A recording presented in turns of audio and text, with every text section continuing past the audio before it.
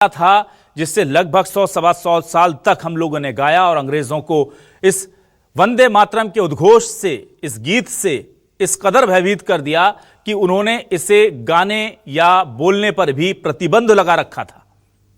इस वंदे मातरम को लेकर एक बार फिर बहस छिड़ी है। पिछले कई दिनों से देश में अलग अलग जगह संसद की बात हो, सड़क की बात हो, सदन की बात हो, राजनीतिक समीकरणों की बात हो, यह बात चल रही है कि वंदे मातरम गाना क्या देशभक्ति का सबूत है या वंदे मातरम इस्लाम में हराम या इस तरह की चीजों को गलत बताया गया है, क्योंकि वहां पर सिर्फ खुदा की इबादत होती है और किसी की नहीं, इसलिए वो ये नहीं कह रहे हैं। तो क्या वो देशभक्ति नहीं कर रहे हैं? इसे लेकर सदन में बीजेपी बहुत हमलावर नजर आई। कांग्रेस ने कहा कि आप जरूरी मुद्दों से ध्यान भटकाने के लिए 10-10 घंटे तक वंदे मातरम पर बहस करा दे रहे हैं। और अब इस मुद्दे को लेकर के मध्य प्रदेश के कांग्रेस के विधायक आरिफ मसूद ने भी कह दिया है कि वंदे मातरम मैं नहीं गाऊंगा। असदुद्दीन ओवैसी एआईएमआईएम चीफ, वो भी ये कह चुके हैं कि हम नहीं गाएंगे क्योंकि हम अपनी मां को प्रणाम नहीं करते, उनका सजदा नहीं करते, हम अपने पिता का सजदा नहीं करते, हम अपनी जमीन का सजदा नहीं करते, इसलिए हम सिर्फ खुदा का सजदा करते हैं और इसलिए हम वंदे मातरम नहीं गाएंगे। बीजेपी के नेता कह रहे हैं कि जो वंदे मातरम नहीं गाएंगे वो पाकिस्तान चले जाएं। अच्छा, दूसरे कई मुसलमानों के ऐसे भी लोग प्रतिनिधि निकलकर सामने आए जो कह रहे हैं इसमें कुछ गलत नहीं, इसमें इस्लाम ने कहीं नहीं रोका हमें अपनी मातृभूमि को सजदा करने से। इस तरह के बयानों के बीच क्या यह सियासी राग है या यह जरूरी बात है? क्या असल मुद्दों से ध्यान भटकाने की कोशिश है या फिर देश विरोधी साजिश है? से नहीं गाने वालों की इसी मुद्दे पर आज करते हैं आपकी बात।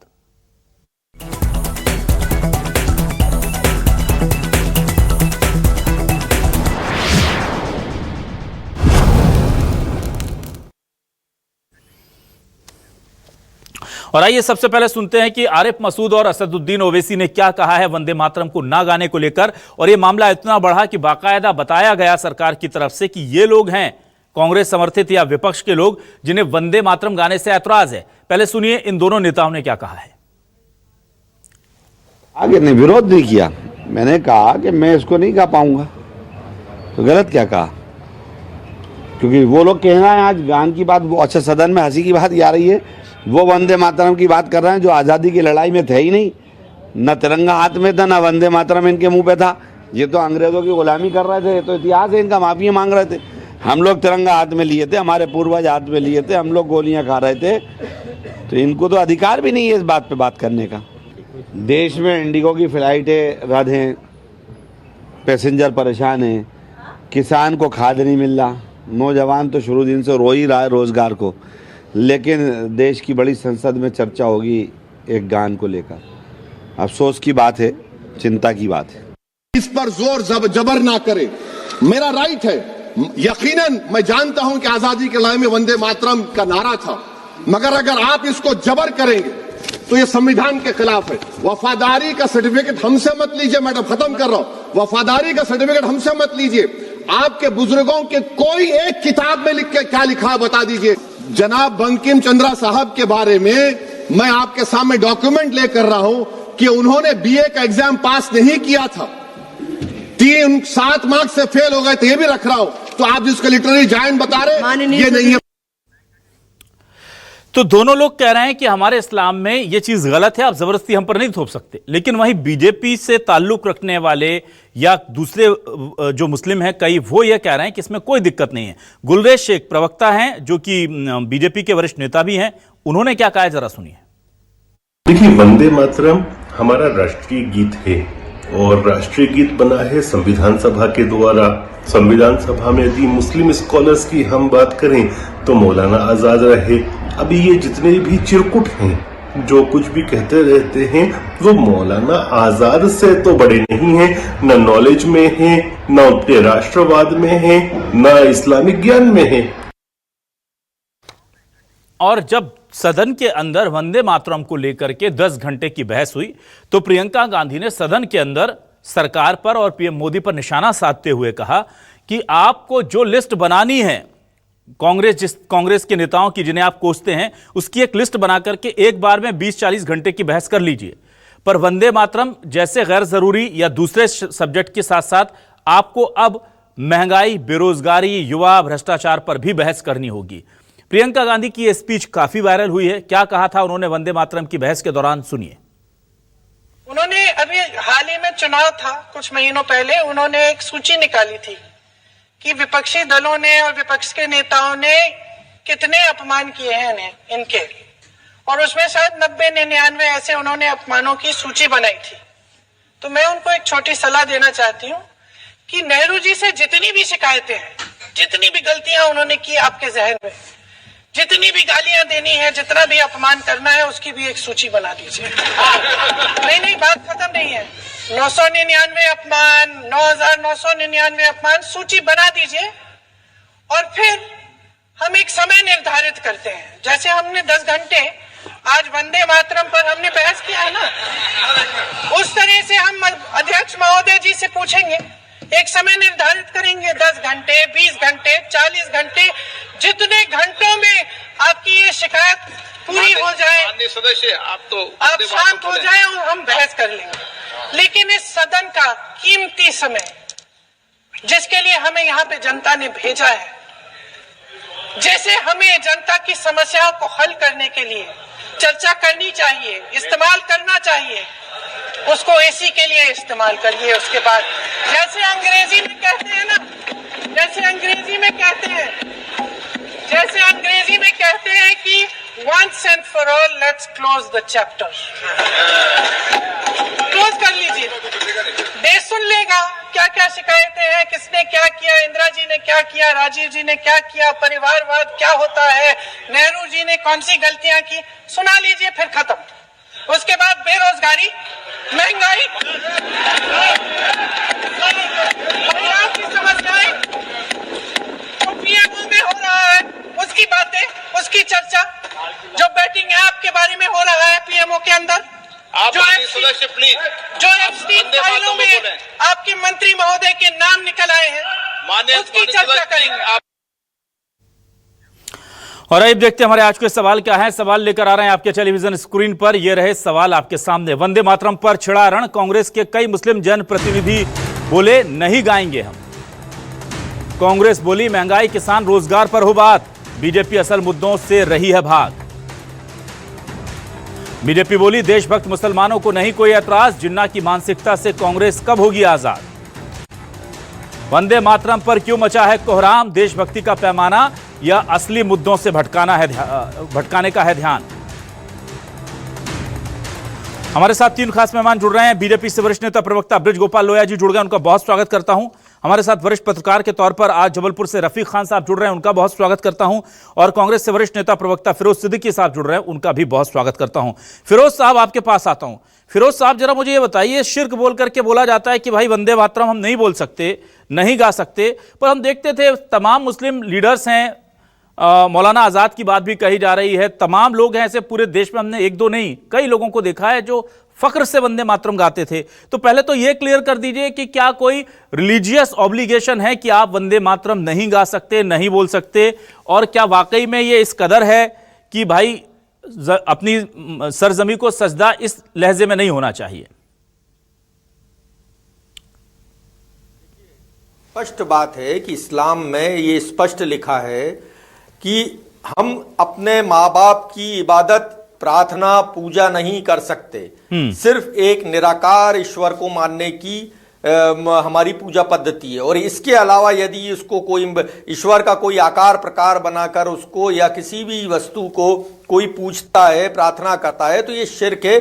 शिर्क मतलब होता है महापाप। उसका मतलब ये है कि आप इस्लाम का जो बेसिक फंडामेंटल है उसको नहीं मानते।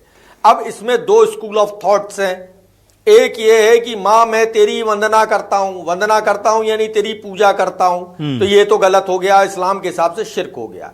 एक स्कूल ऑफ थॉट्स ये भी है कि मां मैं तुझे प्रणाम करता हूं, मां मैं तुझे सलाम करता हूं, जो AR रहमान का गाना है कि मां तुझे सलाम। तो इसमें जो 2 लोग हैं, जैसे हर धर्म में 2 अलग अलग सोच होती है, उस तरीके की ये सोच है। लाखों मुसलमान, करोड़ों मुसलमान इस बात को, वंदे मातरम को गाते हैं। खुद अशफाक उल्ला खां जब फैजाबाद की जेल में फांसी पर चढ़ रहे थे तो वो वंदे मातरम बोलते हुए फांसी पर चढ़े। तो ऐसा नहीं है कि वंदे मातरम जो है, इसलिए दो अलग अलग थॉट हैं। और इस देश में सबको अपने धर्म की पालना करने की आजादी है, चाहे वो कोई पंथ हो, धर्म हो, जाति हो, सबको अपने अपने धर्म की संस्कृति का पालन करने की पूर्ण आजादी है। ये भारत में मौलिक अधिकार है। भारतीय जनता पार्टी इस मुद्दे को बढ़ाकर ये जनता के ध्यानों को भटकाना चाहती है। जो बात आज से 1937 की बात को ये आज वापस ला रहे हैं। और कौन लोग ला रहे हैं? ये वो लोग हैं जब अंग्रेज गोली चलाया करते थे, अंग्रेज इस पे देशद्रोह लगवाया करते थे वंदे मातरम बोलने पर, तब ये लोग घरों में रहते थे। इन्होंने आजादी की लड़ाई तो लड़ी नहीं। अब आज जो है इनको वंदे मातरम याद आ गया। क्या ये बताएंगे लोया जी कि इनके यहाँ की जो शाखाएं हैं उनमें क्या वंदे मातरम गाया जाता है? नहीं गाया जाता। ये तो वो गाते सदा वत्सले मातृभूमि है। तो जब आप नहीं गाते, लेकिन हमने तो उन्हें कभी गद्दार नहीं कहा। हमने तो ये नहीं कहा कि आप देशभक्त नहीं है। तो ये दूसरों की देशभक्ति पे कौन होते हैं सवाल उठाने वाले? ठीक है, ठीक है लोया जी। देखिए, एक बड़ा ये जो पूरा विवाद शुरू हुआ, जितना मुझे याद आता है, ये वहां से शुरू हुआ जहां से ये कहा गया कि कांग्रेस के जमाने में वो अंश निकाल दिए गए वंदे मातरम के जिसमें देवी की जो है स्तुति थी, और ये बहुत गलत हुआ। ये हिंदुस्तान की भावनाओं के साथ भारतीयों की भावनाओं को ठेस पहुंची इससे। और ये पुराने मसले पर हमने 10 घंटे बहस की, पर लोगों ने सीधा सवाल ये किया कि अगर ये गलत हुआ और आप इसे दुरुस्त करना चाहते हैं तो आप कर जोड़ दीजिए वंदे मातरम के गीत में इसको, और उसको गाना शुरू करवा दीजिए। वंदे मातरम बीजेपी से ज्यादा कांग्रेस के कार्यक्रमों में गाया जाता है, कांग्रेस ये दलील देती है।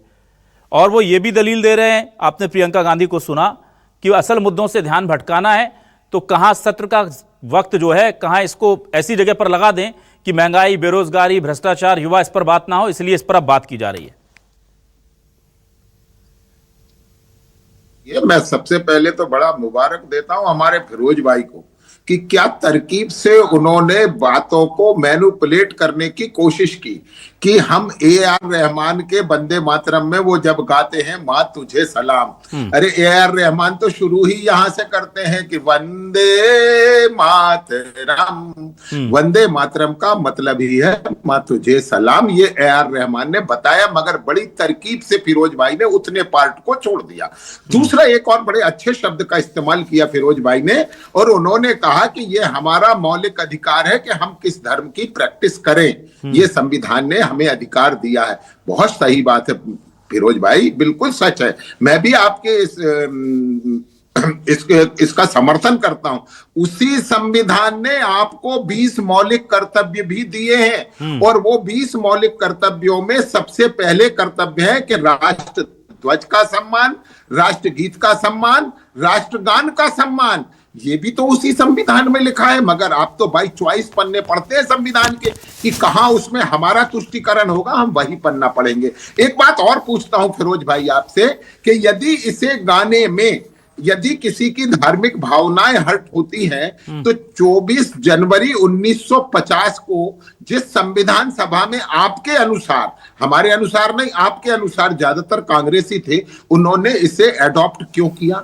24 जनवरी 1950 को इसे स्वीकार किया गया। एक और बात बताऊं, इसके पहले 1896 में कांग्रेस पार्टी के अधिवेशन में इसे पूरा गाया गया, जब सोहराबुद्दीन बर्दी जैसे लोग, जब बंगबंधु जैसे लोग, जब उन मुसलमानों को 1896 में आपत्ति नहीं थी, मगर मोहम्मद अली जिन्ना को मानने वाले लोग जब रसूख में आए और 1939 में जब जवाहरलाल नेहरू ने उसमें से 2 पैरे हटा दिए, उसके बाद 1947 ने इस देश में विभाजन का दंश झेला, क्योंकि आपकी आदत तुष्टीकरण की पड़ गई थी। एक बात और है फिरोज भाई, एक बात और है, आप यहां एक मुसलमान तो हैं, परंतु आप यहां कांग्रेस के प्रवक्ता भी हैं। आपसे यह भी पूछा जा रहा है कि इसमें कांग्रेस की राय क्या है। और तीसरी बात जो अभिलाष जी आपने कही है, उसका जवाब भी दे दूं। हम कब भागते हैं किसी मुद्दे पर, हम कब भागते हैं किसी मुद्दे पर बहस पर हम किसी मुद्दे से नहीं भागते हैं। और एक बात आप समझ लीजिए अभिलाष जी, हम किसानों पर, हम मजदूरों पर, हम गांव पर, गरीब पर, नौजवान पर, महिलाओं पर, सब पर बात करते हैं। भागते तो आप हैं। आपके साहबजादे संसद छोड़कर पुनः जा रहे हैं 15 तारीख को जर्मनी। किसे मुद्दों की चिंता है, किसे देश की चिंता है, सब सारा देश जानता है। और मैं एक बात और कहता हूं फिरोज जी, आपके चॉइस से ये तय हुआ था कि वंदे मातरम पर चर्चा हो जाए। जिस तरह से आपकी राजकुमारी वहां बता रही थी कि एक बार पूरी चर्चा कर लीजिए, तो एक बार नहीं, चर्चा तो बार बार होगी, क्योंकि सूचना और तकनीक की क्रांति ने इस देश के आवाम तक वो जानकारियां पहुंचा दी हैं जिन पापों को बरसों तक कांग्रेस ने छुपाने का प्रयास किया है। मेरा लोया जी सवाल ये था, लोया जी एक मिनट, लोया जी ठीक है, लोया जी पार्टी को आप बोल रहे हैं, लोया जी आप बोल रहे हैं इतने पाप किए और वो दो तीन या पैरा जो भी हटा दिए, 1936 की बात है शायद वो। मैं ये पूछ रहा हूं कि आप लोग क्यों उस पाप को ढो रहे हैं? बीजेपी पर किसका दबाव? तो कब उसको जुड़वा दीजिए। आपने जोड़ा? किसी का दबाव नहीं। आपने जोड़ा उसको वंदे मातरम के और गाते हैं क्या आप लोग? बताइए। एक गाते हैं, कहां नहीं गाते, एक जगह बताइए ना। आप वंदे मातरम के आपके सार्वजनिक कार्यक्रमों में वंदे मातरम के, एक मिनट सर, मेरा सवाल पहले सुन लीजिए। आपके सार्वजनिक कार्यक्रमों में वंदे मातरम के वो छंद जो हटाए हैं जिस पर आपको ऐतराज है, क्या वो जोड़ दिए गए हैं? पहला सवाल। दूसरा, क्या आपने संविधान सभा ने जिस वंदे मातरम को ठीक करके अडॉप्ट किया था, जिस पर आप कांग्रेस को तुष्टीकरण के आरोप लगाते हैं, क्या उसे ठीक करने का संविधान में आपने प्रावधान कर दिया है कि वंदे मातरम ये पूरा गाया जाएगा? कहीं तथ्य बताइए सर।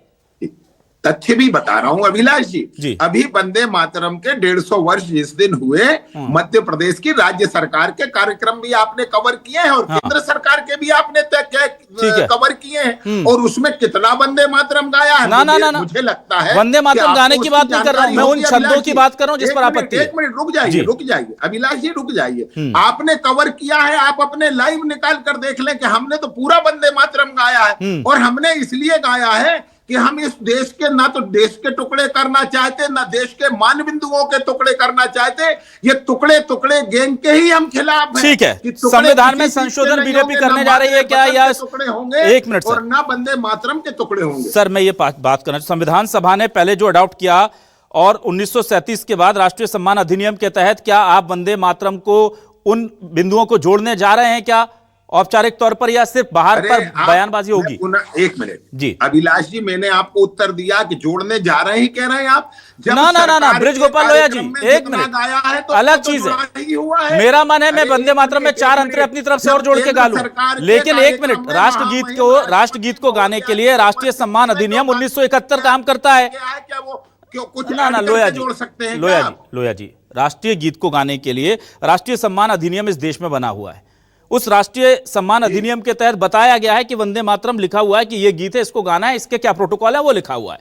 मैं आपसे पूछ रहा हूं क्या उसमें संशोधन करके वो जो पैरा हटाए गए थे वो आपने जोड़ दिए क्या? ये पूछ रहा हूं सर मैं, जोड़ दिए या जोड़ेंगे? तो आपसे अभिलाष जी, आप कितना भी भटकाएं, डिबेट भटकेगी नहीं। और उसमें कारण है कि यहां तो कहा जा रहा है कि हम वंदे मातरम ही नहीं कहेंगे, हम वंदे मातरम के सम्मान में खड़े भी नहीं होंगे। आपसे मैं जो पूछ रहा हूं वो गलत कर रहे हैं, ठीक है, आप क्यों नहीं जोड़ रहे?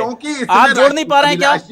अभिलाष जी देखिए, मैं आपसे फिर कहता हूं ये नैरेटिव बदलने की और सेट करने की जो कला है, मतलब मैं उसे बेहतर जानता हूं अभिलाष जी, और आपसे निवेदन करता हूं कि आपको बीच में होना चाहिए। मैं बीच में ही हूं सर, होना चाहिए, मैं बीच में ही हूं। ब्रिज गोपाल लोया जी, मैं बीच में ही हूं। आप इस पर बहस करेंगे सदन के अंदर, आरोप लगाएंगे पर जोड़ेंगे नहीं। चलिए मैं आ जाता हूं जल्दी से शाहवर जी आप एक सेकंड होल्ड करिए जी, बोलिए। मैं आपसे यह निवेदन कर रहा हूं कि माननीय मुख्यमंत्री जी या माननीय प्रधानमंत्री जी की किसी भी घोषणा को आप सरकार का आदेश ही मानते हैं या नहीं मानते हैं? सर अधिनियम में संशोधन करना पड़ेगा। सरकार अपने कार्यक्रम में जब पूरा अधिनियम में संशोधन करना पड़ेगा सर। अब मंशा तो उन्हें बतानी है, अधिनियम में संशोधन करना पड़ेगा सर। ना मुंह जबानी से बात कैसे होगी? ब्रिज गोपाल लोया जी, आपने 150 साल बाद अभी गाना शुरू कर दिया वंदे मातरम, इससे पहले नहीं गा रहे थे, मुंह जबानी की बात। कौन कह रहा है? आप बताइए कब? मातरम नहीं गाते? ना समय बताइए ना। आप 1922 में भी आप पूरा वंदे मातरम कब गाते थे बताइए? भी गा रहे थे और आज भी। चलिए शाहवर आलम साहब हमारे साथ जुड़ गए हैं, प्रदेश उपाध्यक्ष हैं अल्पसंख्यक मोर्चे के। शाहवर आलम जी आपके पास आता हूं। शाहवर आलम जी, इस्लाम के मानने वाले तमाम जो लोग हैं वो इसको लेके कंफ्यूज हैं। आधे नेता कहते हैं वंदे मातरम बोल दिया तो भाई शिर्क लग जाएगा, आपका मजहब जो है वो कहते हैं ना कि भ्रष्ट हो जाएगा, जैसे धर्म भ्रष्ट हो जाता है हमारा। और आधे कहते हैं भाई अपनी सरजमीन मादरे वतन से प्यार करना, उसका सजदा करना, उसको सलाम करना, इसमें कौन खुदा इसमें किसी को दिक्कत करेगा। ये तो इस्लाम भी सिखाता है कि जिस जमीन पर आप रह रहे हैं, जहां खा रहे हैं, उसकी उस जगह की सजदा कीजिए या उसका कम से कम उसका मानिए। तो जरा कंफ्यूजन है, आप बताइए आप किस स्कूल ऑफ थॉट के इस्लामिस्ट हैं और क्या कहेंगे आप शाहवर साहब?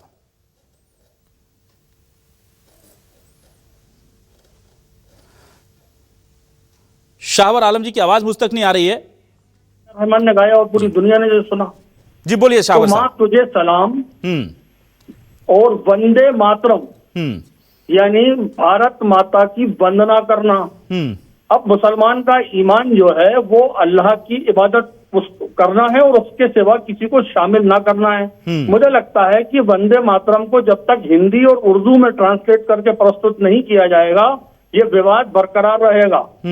और वंदे मातरम माँ तुझे सलाम ही है मेरी नजर में तो, और मैं कहता हूँ कि माँ तुझे सलाम और वंदे मातरम दोनों एक ही मानता हूँ। लेकिन एक तबका हमारा बहुत बड़ी संख्या में वो वंदे मातरम को अल्लाह के अलावा शामिल करना यानी मातृभूमि को वंदना करना।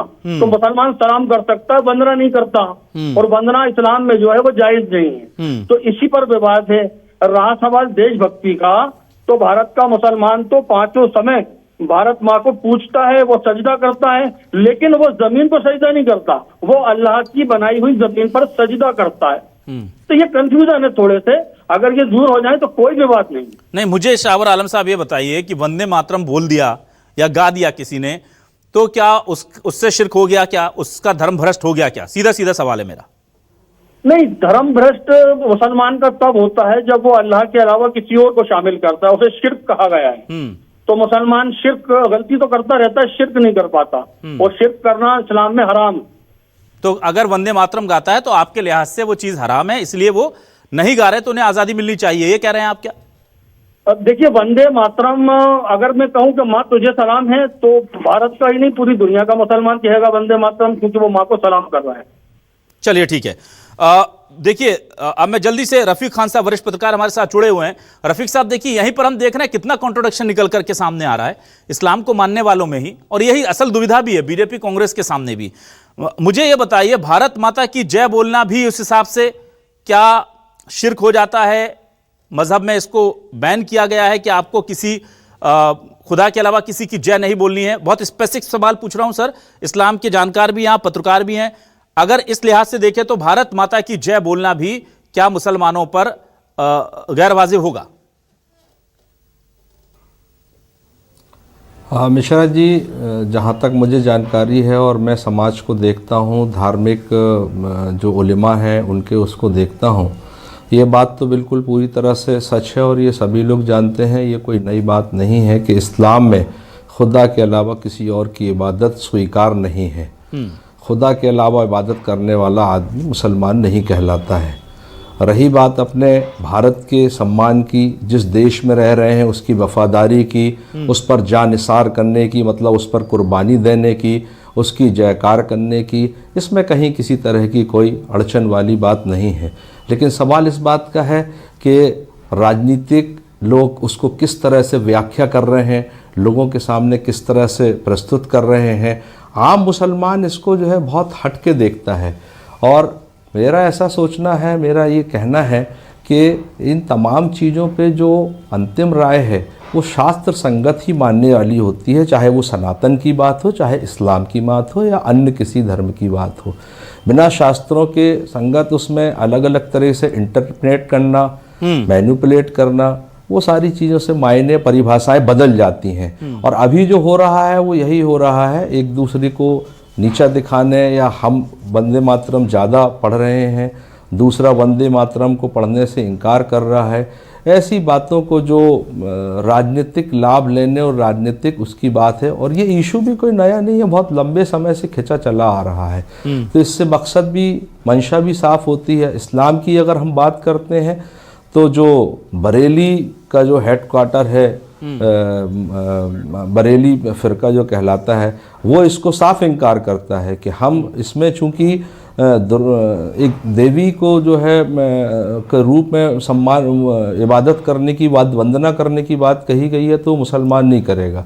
जबकि वहीं देवबंद का ये समझ में आया है, सुनने को आया है कि वो इस चीज़ को मानते हैं, उसमें बोलते हैं कहीं कोई उसे नहीं है। अब उसको शब्दों में जब हम हेर फेर करते हैं तो माँ तुझे सलाम वाली बात आ जाती है। तो भारत को सलाम करना, भारत को सम्मान देने में कहीं कोई वाली बात नहीं है। फिर उसको लोग शिर्क से, लोग उसको ममानियत से और अन्य तरह की चीज़ों से जोड़ देते हैं। ठीक है, ठीक तो है। सीधी सी बात यह है कि अगर शास्त्र संगत तरीके से अगर इस बात को वो किया जाता है और उस पर राजनीति अगर हावी नहीं होती है, तो कहीं कोई ऐसी बात नहीं है। मुसलमान को वफादारी से, मुसलमान को कुर्बानी देने से, अपने देश के सम्मान करने से कहीं कोई रोक नहीं है। कोई इसमें मजहब ने कहीं कोई वो नहीं कहा है। ठीक है फिरोज साहब, जितना मैं समझ पाया हूँ ये इंटरप्रिटेशन का मामला है और इसलिए चाहे वो मौलाना अबुल कलाम आज़ाद हो या हमारे पूर्व राष्ट्रपति मौलाना आज़ाद जी जो हैं वो हों, अब्दुल कलाम साहब हों, अब सवाल सीधा इसमें मेरा ये है कि ये इंटरप्रिटेशन तो अपनी जगह है, ठीक है, इस्लाम में जो जैसा समझता है वो वैसा कर सकता है,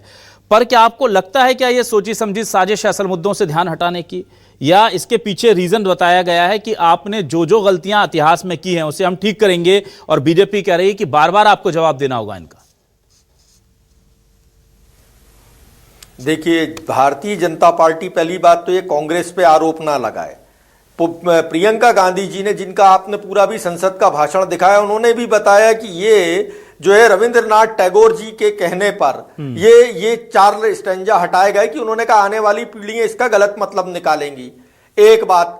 दूसरी बात जो रफीक भाई ने की और शावर भाई ने जो बात की, वही बात मैंने आपको कही कि जो आरिफ मसूद जी कह रहे हैं वो धार्मिक आधार पर कोई चीज कह रहे हैं। बाकायदा कांग्रेस के 1896 से लेके आज तक जितने कार्यक्रम हुए सब में वंदे मातरम बोला जाता है। आरिफ मसूद भाई भी उस वंदे मातरम में खड़े होते हैं, खड़े होके सम्मान देते हैं, ऐसा नहीं है। और हम ये मुसलमान ये भी मानते हैं कि जो मोहब्बत वतन ही मोहब्बत रसूल है, जो मोहम्मद साहब ने कहा है वो यही कहा है कि वतन से मोहब्बत करोगे इसका मतलब मेरे से मोहब्बत करोगे। तो और सुप्रीम कोर्ट भी इस बात को कह चुका है कि वंदे मातरम कहना अनिवार्य नहीं है, ये आपके मौलिक कर्तव्यों में नहीं आता। ये आता है राष्ट्रगान यदि आपने नहीं कहा, उसको सम्मान नहीं दिया, तो ये आपके मौलिक कर्तव्यों में आता है और इसकी सजा भी है बाकायदा, और कांग्रेस के बनाए हुए नियमों के ही अनुसार है।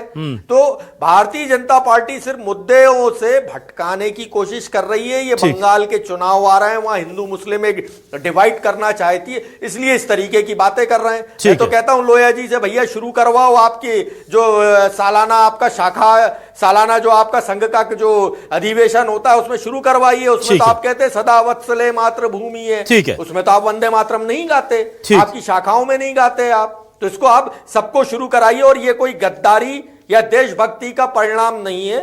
वंदे मातरम अगर कोई नहीं कहता तो इसका मतलब ये नहीं है कि वो देशद्रोही हो गया। ठीक है। लोया जी, देखिए बहुत गंभीर आरोप ये लग रहा है कि ये इतना पुराना मैटर इसलिए उठा रहे हैं और आप लोग इसमें इसलिए प्रावधान में संशोधन नहीं कर रहे हैं क्योंकि आज की डेट में भी 1971 के कानून के तहत, राष्ट्रीय सम्मान अधिनियम के तहत, इस गीत के ना गाने पर या इस गीत के अपमान पर कोई सजा का प्रावधान नहीं है और आप इसे ना गाने को कह रहे हैं। दूसरी तरफ वो कह रहे हैं कि आरएसएस के कार्यक्रमों में भी इसे लागू करवा दीजिए, शुरू में नहीं तो लास्ट में करा दीजिए। तो ये एक आप अपने लिए आजादी का ऑप्शन खुला रखते हैं लेकिन मुसलमानों को नहीं दे रहे हैं, सीधे तौर पर ये आरोप वो लगा रहे हैं। अब मैं आपसे ये जानना चाहूंगा, आप पर जो इससे बड़ा आरोप लग रहा है कि असल मुद्दों से ध्यान भटकाने के लिए आप ये कर रहे हैं, इस पर क्या कहेंगे? अभिलाष जी, अगर मान लीजिए एक क्षण के लिए मैं आपकी बात मान लूं कि हम असल मुद्दों से ध्यान भटका रहे हैं, तो इस देश के पूरे विपक्षी दल और आप स्वयं, फिर आप क्या कर रहे हैं? आप क्यों उन ध्यान भटकाने में शामिल हो रहे हैं? मैं ये आप पे आरोप लगाता हूं। आज अगर आपको इस पर ध्यान भटकाना लग रहा था तो मैं आपसे पूछता हूं कि आपको इस पर डिबेट के बजाय किसी और मुद्दे पर रखनी थी। नहीं तो ये तो आपसे पूछेंगे ना, हमें लग रहा है इसलिए तो पूछ रहे हैं, आप विपक्ष को लग रहा है इसलिए पूछ रहा है। अभिलाष जी, आप बोलते हैं तो मैं बीच में नहीं बोलता, बोलिए, तो मुझे बोल लेने दीजिए ना।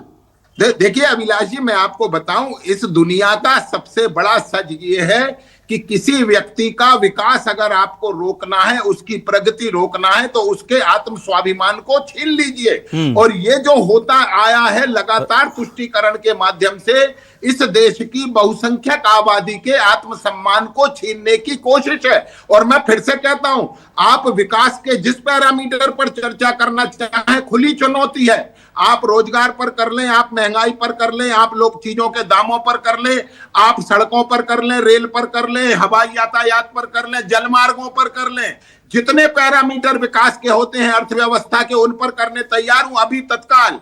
मगर प्रश्न इस बात का है कि क्या वंदे मातरम पर चर्चा करना ध्यान भटकाना है? यही सबसे बड़ा मूल है। ये ध्यान भटकाते आए हैं पिछले 78 वर्षों से कि देश के स्वाभिमान से जिन चीजों का संबंध है, उनसे लोगों का ध्यान भटका रहे और इनकी दुकान अल्पसंख्यक वोटों के तुष्टीकरण से चलती रहे।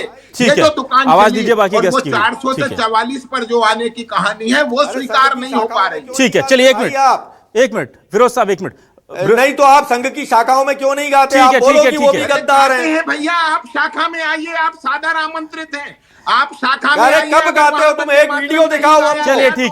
चलिए ठीक है, समय खत्म हो रहा है। शाहवर साहब के पास, शाहवर साहब आइए ना, आप आइए मेरे प्रभु। ठीक है, सदा वत्सले मातृभूमि भी गाइए और अरे वीडियो डाल दीजिए ना। ठीक है फेसबुक पे डाल दीजिए। चलिए ठीक है फिरोज साहब, ठीक है। मुझे शाहवर साहब के पास आने दीजिए जल्दी से। शाहवर साहब आपके पास आता हूँ। शाहवर साहब एक मिनट, ठीक है, लोया जी। संघ की शाखा है वहाँ, ठीक है, वहाँ इस तरह का व्यवहार नहीं है। ठीक है ब्रिजगोपाल लोया जी, ठीक है। चलिए शाहवर साहब मुझे बताइए, ये मुस्लिम जो है, सब व्यवहार पता एक मिनट सर, एक मिनट। मुस्लिम जो हैं, इन्हें बार बार देशभक्ति का सबूत देना पड़ता है और हम देखते हैं, क्योंकि मैं देखता हूं कि जितनी मजबूती से इस्लाम के पैरोकार बनकर के खड़े हो जाते हैं ओवैसी साहब कि हम नहीं गाएंगे, मैं अपनी मां का सजदा नहीं करता, मैं किसी और की इबादत नहीं कर सकता, तो मैं क्यों करूं?